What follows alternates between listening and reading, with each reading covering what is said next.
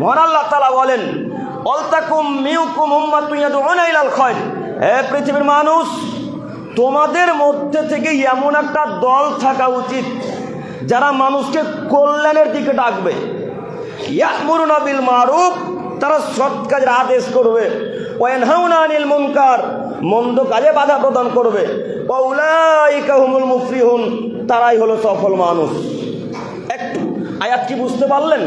আল্লাহ বলছেন তোমাদের মধ্য থেকে এমন একটা দল থাকা উচিত যারা মানুষকে কল্যাণের দিকে ডাকবে, যারা মানুষকে ভালো পথে আহ্বান করবে। তো আপনার দল এমন দলের সাথে আপনি অন্তর্ভুক্ত, এমন দলের সাথে জয়েন করেছেন যেই দল নেশার দ্রব্য পান করতে বাধ্য করে। এই দলের সাথে তো আপনার থাকা যায় না। আল্লাহ বলছেন তোমাদের মধ্যে একটা দল থাকতে হবে যে দল মানুষকে কল্যাণের পথে আহ্বান করবে, মানুষকে ভালো কাজের দিকে ডাকবে। ইয়া'মুরুনা বিল মারুফ, সৎ কাজের আদেশ করবে। ওয়া ইয়ানহাউনা আনিল মুনকার, মন্দ কাজে বাধা প্রদান করবে। অত্রই আয়াতের বিবরণ দ্বারা বোঝা যাচ্ছে যে আমাদের মধ্যে একটা দল থাকা উচিত যে দল মানুষকে কল্যাণের দিকে ডাকবে, সমাজ সংশোধনে কাজে কথা বলবে, অন্যায়ের বিরুদ্ধে রুখে দাঁড়াবে, মানুষের সাথে জোরপূর্বক অন্যায় কাজে বাধা দিবে। এ কথা আল্লাহ তাআলা বলছেন।